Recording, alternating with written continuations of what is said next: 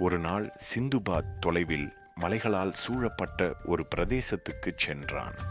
அந்த மலைகளில் ஒரு நகரம் மறைந்திருப்பதாக அவன் கேட்டிருந்தான். அவன் உற்சாகத்துடன் அதை தேடத் தொடங்கினான்.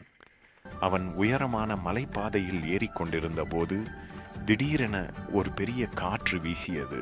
அதன் பின் மலைச்சுவரில் ஒரு ஒளி மின்னியது. அங்கு ஒரு மறைந்த கதவு திறந்தது. அவன் அந்த கதவின் வழியே உள்ளே சென்றான். அங்கு பொற்களையில் மின்னும் நகரம் இருந்தது. அங்கு கற்களாலான வீடுகள் இருந்தன. அப்பொழுது ஒரு மூதாட்டி தோன்றினாள். இந்த நகரம் தைரியமுள்ளவர்களுக்கு மட்டும் தோன்றும். நீ உன் நெஞ்சின் ஒளியால் இதை கண்டாய் என்று அவர் கூறினார். சிந்துபாத் பணிவுடன் தலை குனிந்தான். மூதாட்டி சிந்துபாத்திற்கு ஒரு பொற்கால மணியை அளித்தார். இதில் நம்பிக்கையின் ஒளி இருக்கிறது என்றார்.